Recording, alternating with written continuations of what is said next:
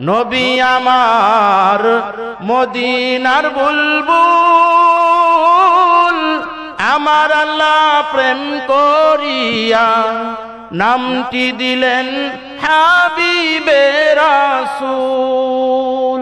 সেই নবীকে ভুল বুঝিলে, সেই নবীকে না চিনিলে থাকবে না ঈমান। বলেন আশিক বিনে কে বুঝিবে আমার দয়ার নবীর শান, উম্মত বিনে কে বুঝিবে আমার দয়ার নবীর শান।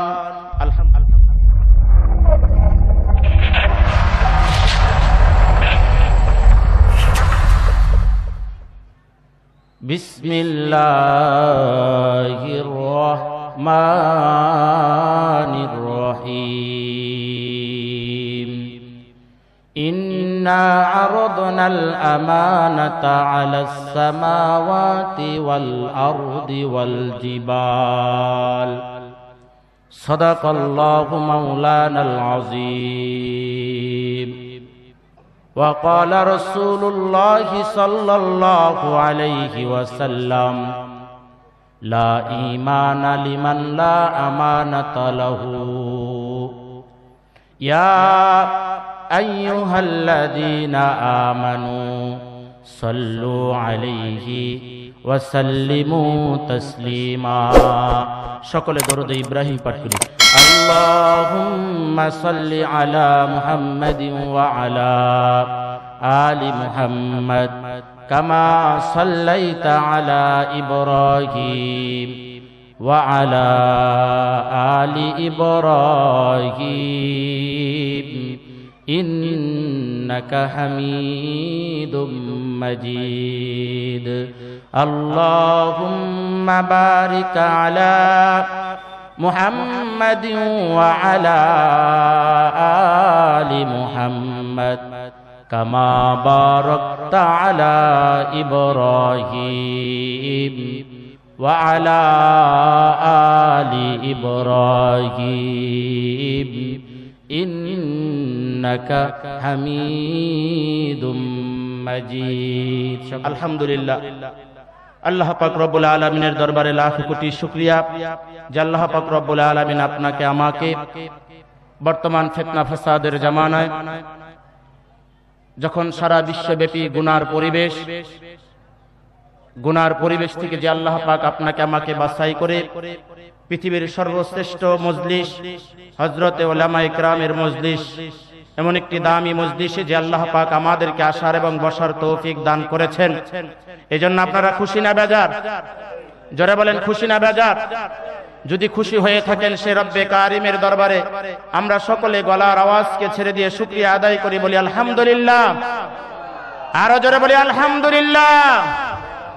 লক্ষ কোটি দরুদ ও সালাম বর্ষিত হোক বিশ্ব মানবতার মুক্তির দূত ইমামুল মুরসালিন সাইয়্যিদুল মুরসালিন খাতামান নবিয়্যিন জনাবে রাসূলুল্লাহ, সকলে বলি সাল্লাল্লাহু আলাইহি ওয়াসাল্লাম। সম্মানিত উপস্থিতি, অনেক উলামায়ে কেরাম এসেছেন, সকলেরই জবান থেকে মূল্যবান নসিহত আমরা মাগরিবের পর থেকেই শুনেছি, ধারাবাহিকভাবে শুনবো। তো আমি আপনাদের খেদমতে ছোট্ট একটা বিষয়টি ছোট না, বিষয়টি অত্যন্ত বড় একটি বিষয়, কিন্তু স্বল্প সময়ে এই বিষয়ের উপরে কিঞ্চিত আলোচনা করার চেষ্টা করবে ইনশাআল্লাহ। সম্মানিত উপস্থিতি, সারা বিশ্বব্যাপী মুসলমানদের যে অবক্ষয়, মুসলমানদের যে অবনতি, এর একমাত্র কারণ হলো মুসলমানরা ব্যক্তি জীবন থেকে নিয়ে শুরু করে আন্তর্জাতিক জীবন পর্যন্ত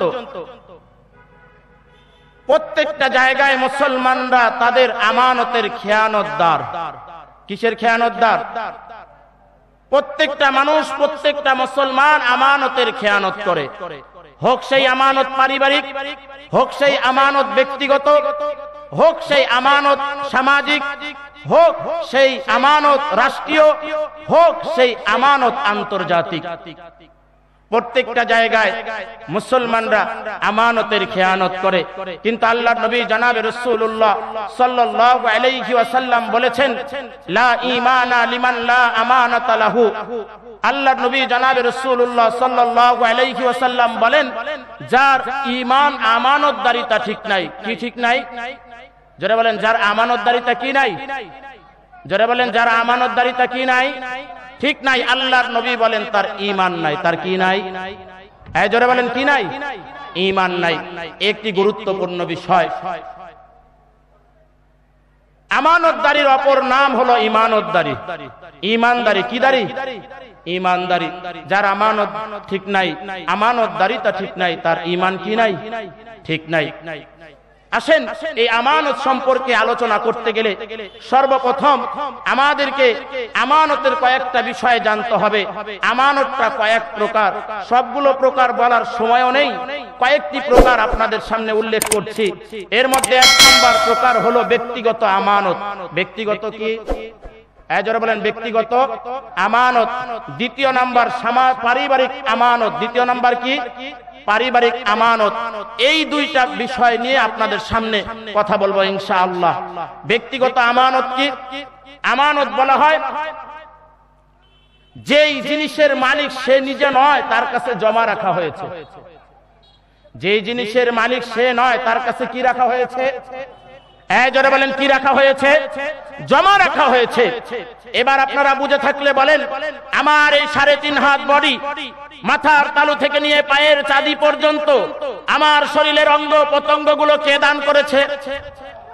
যারা বলেন কে দান করেছে?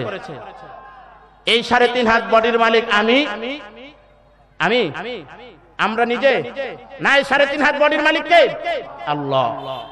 এখন কথা হইতে পারে যে 3.5 হাত বডির মালিক আমি না, এই 3.5 হাত বডির মালিক হলো আল্লাহ। এই 3.5 হাত বডির আবার খেয়ানত হয় কিভাবে? আল্লাহ তাআলা চোখ দান করেছে। কি দান করেছে বলেন? আল্লাহ তাআলা চোখ দান করেছে। এই চোখ দ্বারা কেউ যদি হারাম জিনিস দেখে, তাহলে সে চোখের খেয়ানত করলো। এই হাত দ্বারা কেউ যদি খেয়ানত করে, অবৈধ কাজ যদি কেউ এই হাত দ্বারা সংশোধন করে, এই হাত দ্বারা কেউ যদি অবৈধ কাজ করে, সে হাতের খেয়ানত করলো। কেউ পাও দ্বারা, এই ওয়াজ মাহফিল জামালে নূর মাদ্রাসা উদ্যোগে আজকের এই ওয়াজ মাহফিলের এই আয়োজন, অনেক উলামায়ে কেরাম এখানে এসেছেন, আসবেন, আলোচনা করবেন। এই দাওয়াত পৌঁছানোর পরেও এখন পর্যন্ত যারা দোকানে পাটে বিভিন্ন জায়গায় দাঁড়ানো অবস্থায় আছে, আল্লাহ তাআলা পাও দিয়েছে, এই পাও দ্বারা হেঁটে এই জান্নাতের বাগানে আসে না, তারা তাদের পায়ের খেয়ানত করলো। এমন প্রত্যেকটা অঙ্গ প্রত্যঙ্গ, জবান দ্বারা কেউ যদি মিথ্যা কথা বলে, তাহলে সে জবানের খেয়ানত করলো। কেউ যদি জবানে মানুষের চুগলখড়ি করে, গীবত করে, তাহলে সে জবানের খেয়ানত করলো। কিসের খেয়ানত করলো বলেন? কারণ আমার এই জবানের মালিক কে? চিল্লায়া বলেন, আরো জোরে বলেন কে?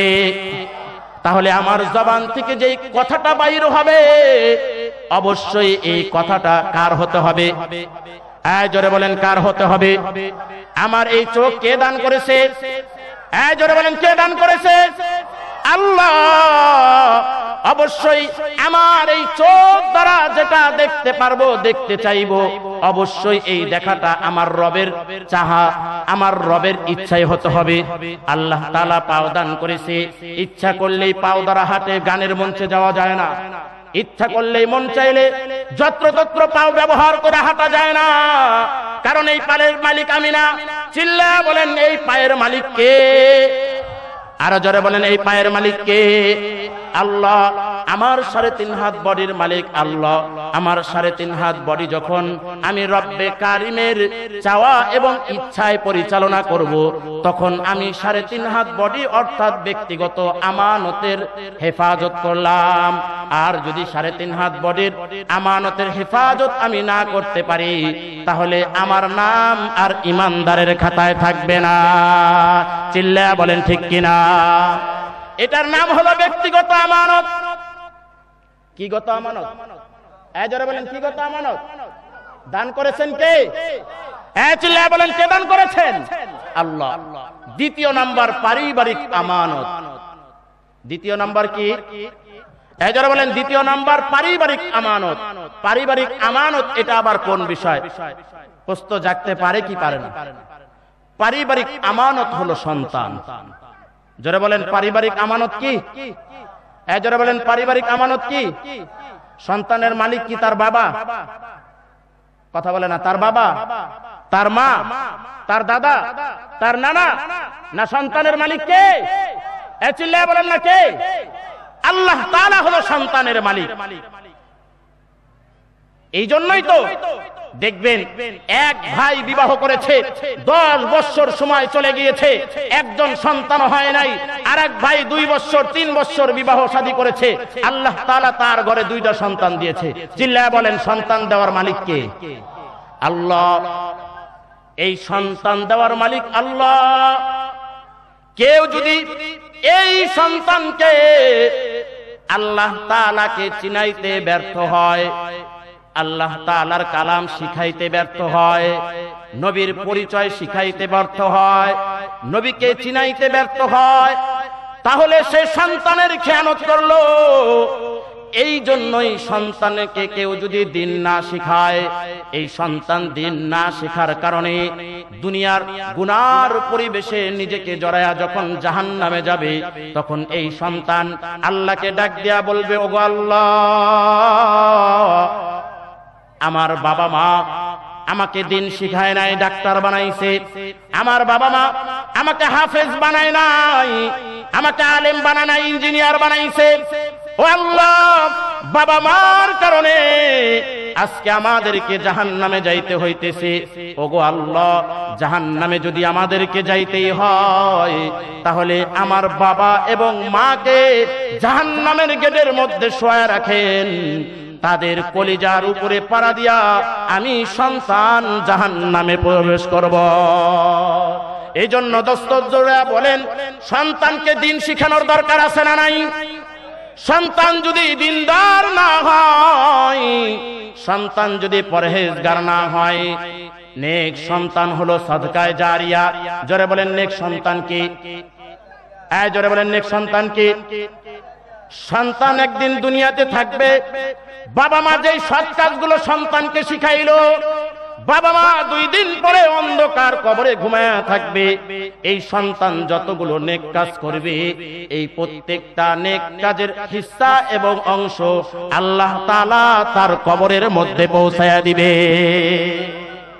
আবার পক্ষান্তরে কোন মা বাবা যদি তার রবের পরিচয় তার সন্তানকে না শিখায়, তাহলে ওই বাবা মা সন্তানকে যে রবের পরিচয় শিখাইলো না, না শিখানোর কারণে এই সন্তান দুনিয়াতে থাইকা যতগুলো অপরাধ করবে, এই প্রত্যেকটা অপরাধের যে গুনাহ হয়, গুনার যে অংশ হয়, গুনার যে শাস্তি হয়, এর একটা অংশ বাবা মা কবরে শুয়া শুয়া পাইতে থাকবে।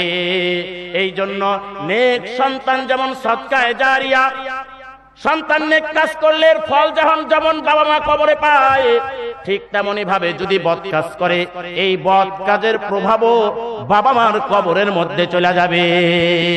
এই জন্য চিল্লায়া বলেন সন্তানদেরকে দিন শেখানোর দরকার আছে না নাই? চিল্লায়া বলেন আছে না নাই?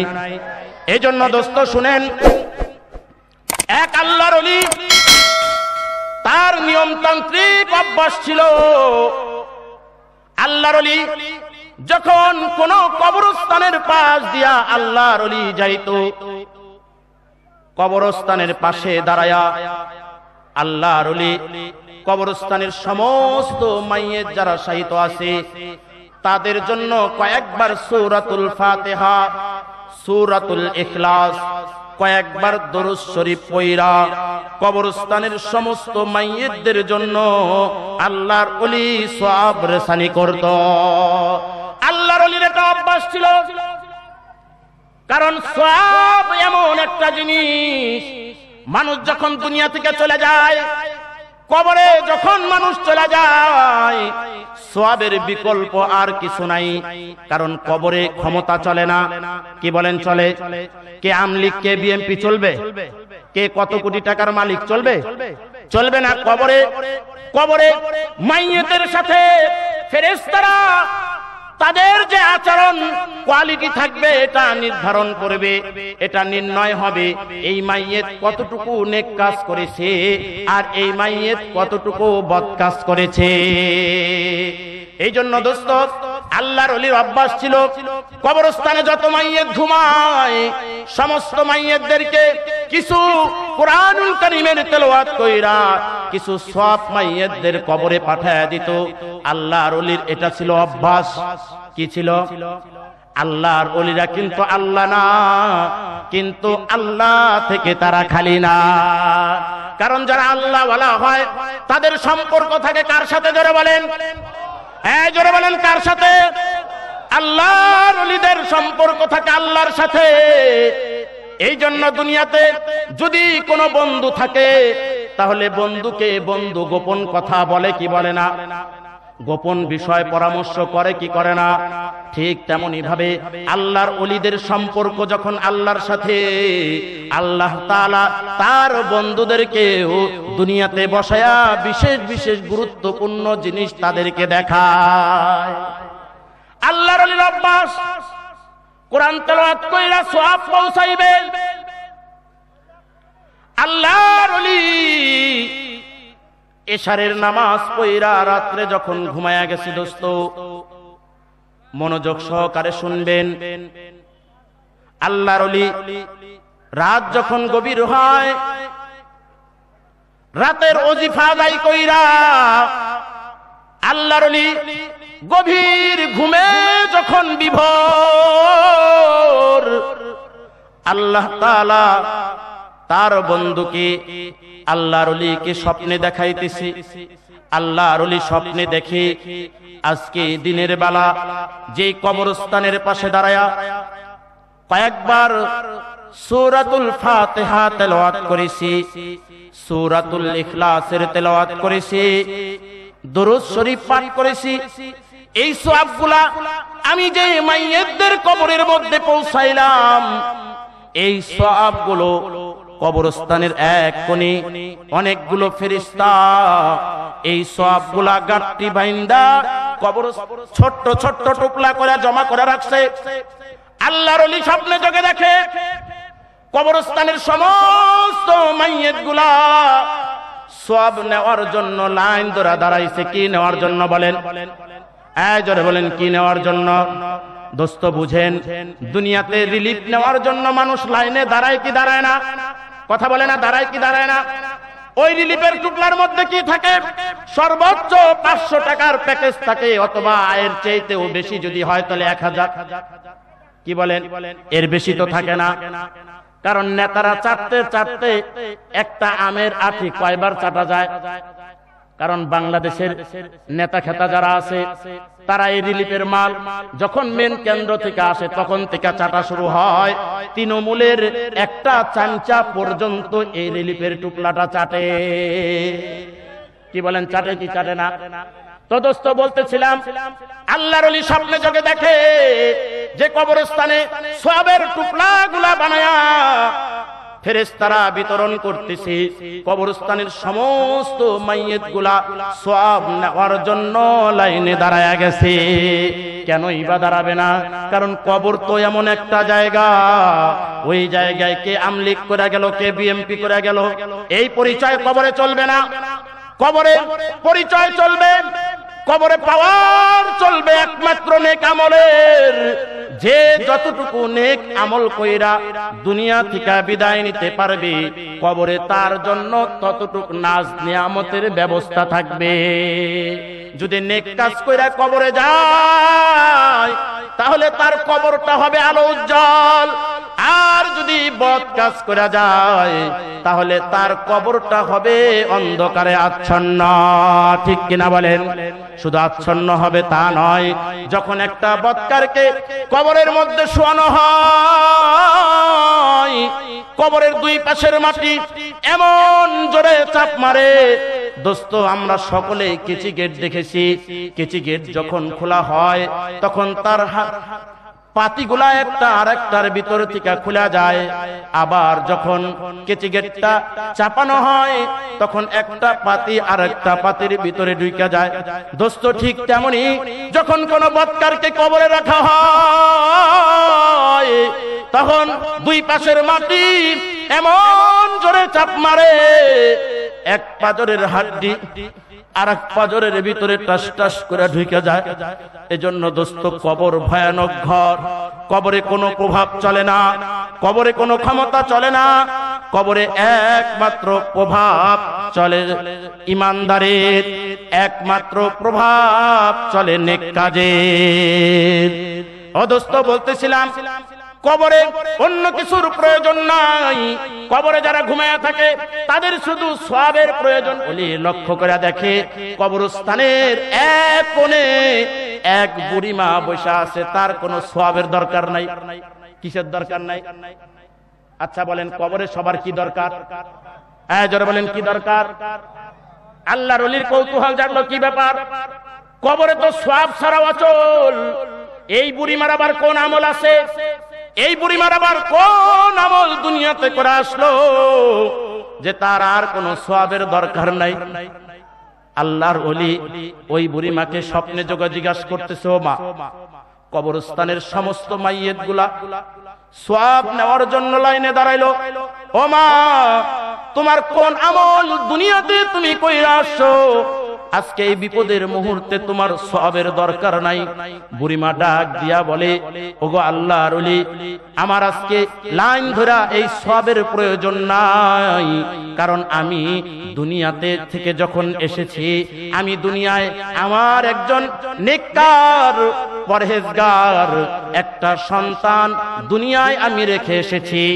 আমার এই সন্তান দুনিয়াতে থাইকা যত নেক কাজ করে, যতবার কোরআন তেলাওয়াত করে, যত নফল নামাজ পড়ে, মানুষের সাথে সুন্দর আচরণ করে, এর যে একটা সওয়াব হয়, এই সওয়াবগুলোর একটা অংশ আল্লাহ তাআলা আমার কবরের মধ্যে পৌঁছায়া দেয়। এই জন্য নেক সন্তান সদকায়ে জারিয়া। নেক সন্তান কি? জোরে বলেন, জোরে বলেন, নেক সন্তান কি? সদকায়ে জারিয়া। এই জন্য দোস্ত এখানে আমরা যারা উপস্থিত আছি, পর্দার আড়ালের মা, দুনিয়াতে ডাক্তার বানায়া যদি দিন না শিখাও তাহলে কবরে তোমার জন্য ভয়ানক পরিস্থিতি অপেক্ষা করছে।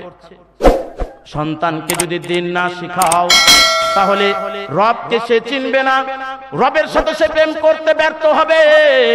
আর এই ব্যর্থ হওয়ার কারণে তুমি যখন কবরে থাকবা, সন্তান দুনিয়াতে যত নাফরমানি কাজ করবে, এই নাফরমানি কাজ কইরা যত গুনাহ তার আমল নামায় হবে, এই গুনার একটা শাস্তি তুমি কবরে শুয়ে শুয়ে পাবা। এজন্য চিল্লা বলেন, সন্তানদেরকে দিন শিখানোর দরকার আছে না নাই? জোরে বলেন আছে না নাই? এই জাবালে নূর মাদ্রাসার প্রয়োজন আছে না নাই? জোরে বলেন আছে না নাই? এই জন্য এত এলাকার মানুষের কাছে আমি যে কয়েকটি কথা বললাম, ব্যক্তিগত আমানত 3.5 হাত বডি, ব্যক্তিগত আমানত কি 3.5 হাত বডি, আর পারিবারিক আমানতের নাম হলো সন্তান। যারা বলেন পারিবারিক আমানতের নাম কি? সন্তান।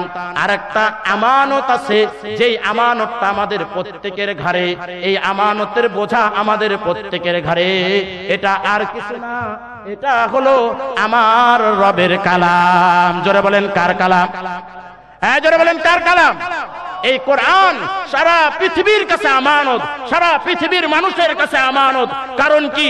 আল্লাহ তাআলা এই কোরআনকে পাহাড়কে দিতে চেয়েছেন, পাহাড় নিতে রাজি হয় নাই। সমুদ্রকে দিতে চেয়েছেন, সেও নিতে রাজি হয় নাই। আরো সৃষ্টিকে দিতে চেয়েছেন, কেউ নিতে রাজি হয় নাই। কিন্তু মানুষ দুর্বল হওয়া সত্ত্বেও আল্লাহ তাআলার কালাম যখন মানুষের উপরে আমানত হিসাবে রাখা হয়েছে, মানুষ তা গ্রহণ করেছে। এই জন্য লাউহে মাহফুজকেও তা কাঠগড়ায় দাঁড় করানো হয়েছে। কোরআন আমানত সম্পর্কে জিজ্ঞাসা করার জন্য জিবরাইল আলাইহিস সালাতু ওয়াস সালাম বহন করেছে, তাকেও কাঠগড়ায় দাঁড় করানো হয়েছে। তাকেও কি করানো হয়েছে? কাঠগড়ায় দাঁড় করানো হয়েছে। আল্লাহর নবীর কাছে রাখা হয়েছে, আল্লাহর নবীকেও কাঠগড়ায় দাঁড় করানো হয়েছে। আল্লাহর নবীকে বলা হয়েছে, ও দোস্ত, কোরআন তোমার কাছে আমানত হিসেবে রাখা হয়েছিল, জবাব দাও কি করেছো, আমার এই আমানতকে কিভাবে তুমি সংরক্ষণ করেছো? আল্লাহর নবী তখন বলেছিলেন, ওগো আল্লাহ, এই যে আমার যত উম্মত দেখতেছেন, আমার যত সাহাবীরা আছে, বিদায় হজের ভাষণে আমার সমস্ত সাহাবী সহকারে আমার যত উম্মত আসছে আসবে, সবার কাছে আমি এই কোরআনকে আমানত হিসাবে রেখেছি। কি হিসাবে? আচ্ছা বলেন, নবীকে যদি তার আমানত সম্পর্কে জিজ্ঞাসা করা হয়, নবী যখন এই আমানত আমাদের কাছে বুঝিয়ে দিয়েছেন, আল্লাহ তাআলাকে বললেন, আল্লাহ এই আমানত তো আমি আমার উম্মতকে দিয়েছি, এবার কাঠগড়ায় কে দাঁড়াবে? কথা বলে না, কে দাঁড়াবে? যারা বলেন কে দাঁড়াবে? আপনি আমি দাঁড়াবো। এই জন্য দোস্ত, ওই কাঠগড়ায় আপনি আমি জান্নাতি হব না জাহান্নামী হব নির্ভর করবে কোরআনের সাক্ষী। কার সাক্ষী? নির্ভর করবে কোরআনের সুপারিশ। এই জন্য শেষ কথা বলছি, কোরআন এক শ্রেণীর মানুষের পক্ষে কথা বলবে, আর এক শ্রেণীর মানুষের বিপক্ষে আল্লাহর আদালতে মামলা দায়ের করবে। তাদের পক্ষে কথা বলবে যখন মানুষকে কাঠগড়ায় দাঁড় করানো হবে, কোরআন বলবে, ওগো আল্লাহ, এই যে কাঠগড়ায় আপনার যে বান্দা, আমি কোরআনকে সে মহব্বত করেছে, কোরআনের হাফেজকে সে মহব্বত করেছে, কোরআনের আলেমকে সে মহব্বত করেছে, কোরআনের মাদ্রাসার সে দেখাশোনা করেছে, খোঁজ খবর নিয়েছে। ওগো আল্লাহ, আমি আপনার কালাম, আপনার সাথে এই কোরআনের সাথে আমার সম্পর্ক খুব ভালো সম্পর্ক রেখেছে। ওগো আল্লাহ, আমি সুপারিশ করতেছি এই বান্দাদেরকে আল্লাহ আপনি জান্নাত দান করেন। কোরআনের সুপারিশ অনুযায়ী আল্লাহ তাআলা এক শ্রেণীর মানুষকে জান্নাত দান করবেন। এই জন্য বলেন, আমরা কি কোরআনুল কারীমের সুপারিশ পাইতে চাই কি চাই না? জোরে বলেন, চাই কি চাই না? কি মাদ্রাসার বিপক্ষে দাঁড়ায়া, এক কথা বলে না, মাদ্রাসার বিপক্ষে দাঁড়ায়া সন্তানকে জেনারেল শিক্ষায় শিক্ষিত কইরা, না মাদ্রাসায় সন্তান দিয়া মাদ্রাসার পাশে থাইকা কোরআনের পক্ষে থাকা হবে? কি বলেন? আরেক শ্রেণী মানুষের বিপক্ষে এই কোরআন আল্লাহর আদালতে মামলা দায়ের করবে। তারা কারা? তারা হলো ওই শ্রেণীর মানুষ যারা কোরআন তেলাওয়াত করার কারণে, অনেক মানুষ আছে হাফেজে কোরআনকে টিটকারি করে কি করে না? কথা বলে না, করে কি করে না? আলেমদেরকে টিটকারি করে কি করে না? মাদ্রাসার বিপক্ষে কথা বলে কি বলে না? কোরআন শিক্ষার বিপক্ষে কথা বলে কি বলে না? শুধু কথা বলে তাই নয়, যদি কোরআনের কথা নিয়ে উলামায়ে কেরাম মাঠে ময়দানে কথা বলে, এখন তো আমরা দেখছি নব্য কিছু আবু জেহেলের আবিষ্কার হচ্ছে, স্বৈরাচার পতন হয়েছে। তাদের একটা বৈশিষ্ট্য ছিল, তারা উলামায়ে কেরাম যখন কোরআন থেকে কথা বলতো, তখন ওই স্বৈরাচারের যে পাঁচটা গোলামরা ছিল, তারা আলেমদের মুখকে বন্ধ করা দেওয়ার জন্য মঞ্চে বসে কাউন্টার দিত কি দিত না? এই ধারা কিন্তু বন্ধ হয় নাই, এই ধারা কিন্তু বন্ধ হয় নাই।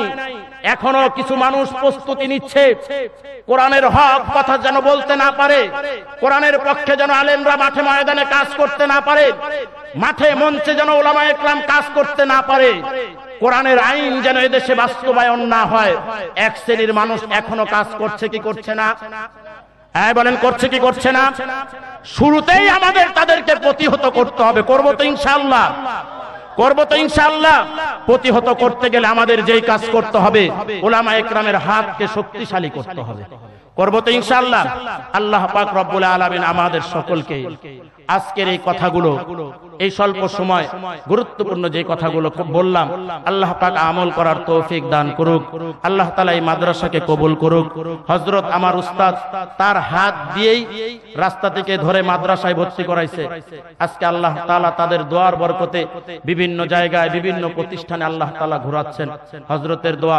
এজন্য আমরাও তার মাদ্রাসার জন্য দোয়া করব, আল্লাহ তাআলা যেন তার মাদ্রাসাকে কবুল করেন। আপনারা পাশে থাকবেন তো ইনশাআল্লাহ। আল্লাহ পাক আমাদের সকলকে কবুল করুক। আসসালামু আলাইকুম ওয়া রাহমাতুল্লাহি ওয়া বারাকাতুহু।